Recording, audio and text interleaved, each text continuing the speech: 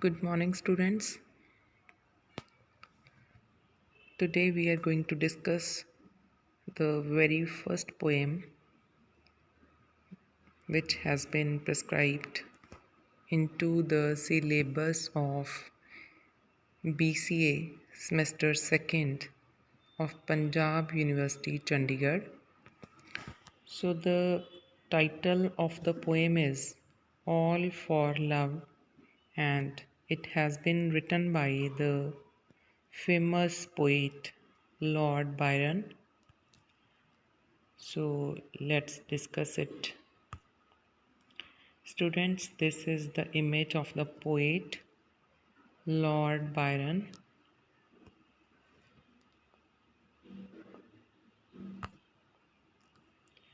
Let's have a look over the brief introduction to the poet. Born in January 22nd, 1788 in England, Lord Byron was an English poet, and he was one of the most important figures of the Romantic movement. That was a period when English literature was full of virtuous heroes and themes of love and triumph. So, Lord Byron, he was one of the most important figures of Romantic movement. Because of his works, active life, and physical beauty, he came to be considered the perfect image of the romantic poet hero. Because of his literary works, his active life, and his physical beauty, he was considered as the perfect image of the romantic poet hero. Some of his notable works are Child Harold's, Child Harold's Pilgrimage, English Bards and Scotch Reviewers, The Prisoner of Chillon, Hours of Idleness, Don Juan, Beppo, and Manfred. All these are the famous or the well known literary works written by Lord Byron. Before beginning with the explanation of the poem, let's have a look over the introduction to the poem, All for Love.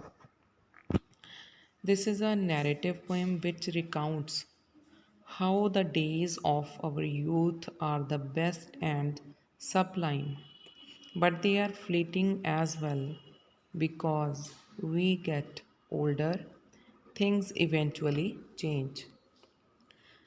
So, this poem, All for Love, is a great poem. This is a narrative poem which recounts, which tells us that how the days of our youth, means when we are young, how those days are considered as best and sublime days. But at the same time, he tells us that those days of youth are fleeting as well because we get older. And when we get older, things eventually change. Things also change finally with the growing of our age.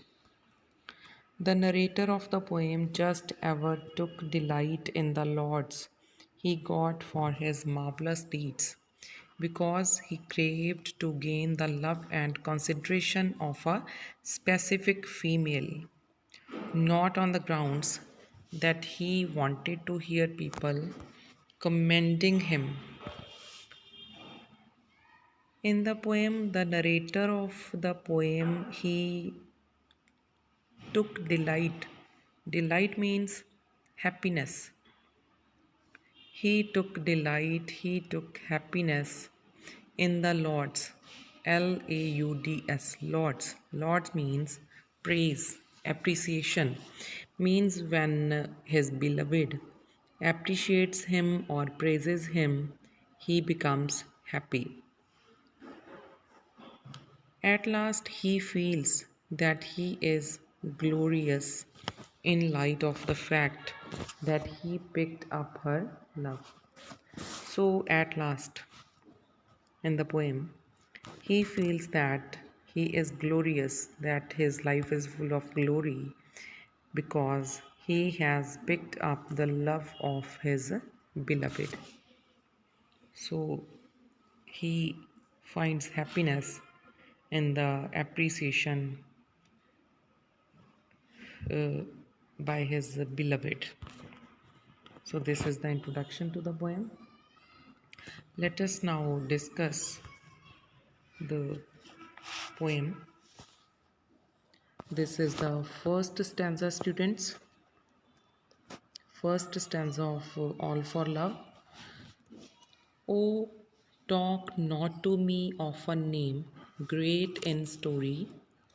The days of our youth are the days of our glory, and the myrtle and ivy of sweet 2 and 20 are worth all your laurels, though ever so plenty. So, in these beginning lines, the poet says that, oh, talk not to me of a name great in story. In story here means in history. In this in these beginning lines, the poet says that talk not to me of a name great in story. He says that he is not interested in name and fame, and he has no interest in the great names of history which are mentioned in history. The days of our youth are the days of our glory. The narrator or the poet believes that the days of our youth, that when we are young, those days are the days of glory. Means the days of one's youth are the glorious days. The poet or the narrator of this poem believes in this fact that the days of youth are the glorious days. And the myrtle and ivy of sweet 2 and 20 are worth all your laurels, though ever so plenty. The myrtle and ivy are evergreen plants. Myrtle and ivy, both of these are evergreen plants. He says that both of these evergreen plants are the foreheads of great heroes and victors are decorated with them. Sweet 2 and 20 are worth all your laurels, though ever so plenty. He says that both of these myrtle and ivy, both of these plants are evergreen plants, and the heroes, or we can say the persons who won the battle or in the who won in the battleground, they decorate their foreheads with the leaves of both of these plants, myrtle and ivy. These plants are the symbols of glory and honor, are worth all your laurels, though ever so plenty. But the poet says that no honor or glory is greater than the glory of youth at the age of 22, 2 and 20. So the poet says that no honor in one's life or no glory is greater or is bigger than the glory of one's glorious days of youth when one is in the age of 22, are worth all your laurels, though ever so plenty. all honors of the world, they have no significance beside the glory of youth. So the poet has no interest in the great names which are mentioned in history, because according to the poet, only the days of youth are the glorious days when one is in the age of 22. Next stanza. What are garlands and crowns to the brow that is wrinkled?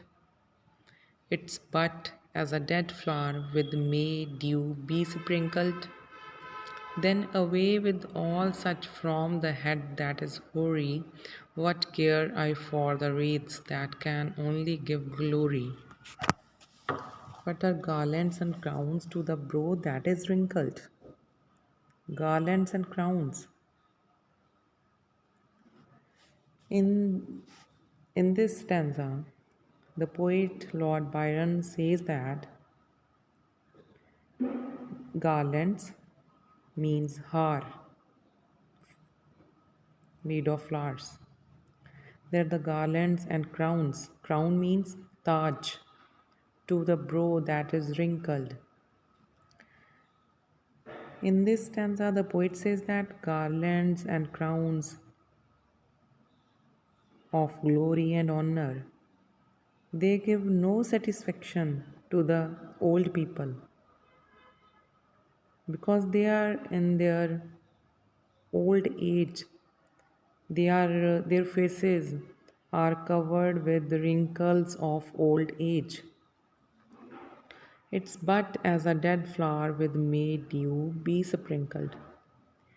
He says that the people who are in old age and they are wearing garlands and crowns of glory, they are like dead and dry flowers full of dewdrops in the month of May. So, according to the poet, the garlands and crowns are of no use to the old people whose faces are covered with or full of wrinkles of old age. He says that all these garlands and crowns are like dead flowers for those old age people. Then away with all such from the head that is hoary. What care I for the wreaths that can only give glory? The poet says that garlands of glory give no satisfaction to the grey heads that wear them. He says that garlands of glory, they give no satisfaction, they are useless for the heads of the old age people. What care I for the wreaths that can only give glory? So the poet says that he doesn't bother about the garlands of glory. They have no significance for him. He says that he gave no importance to such garlands or crowns which are given to a person in his or her old age, because he says that in old age all such things of glory are useful for the old people, so he doesn't believe in such things, because according to him only the days of youth are the glorious days. So this is the stanza number 2. So today we have discussed first two stanzas out of the four of this poem. And now, in our next lecture, we will discuss the remaining two stanzas of the same poem. So, listen and watch this video, students, to make you to understand the poem. Thank you. Thank you very much.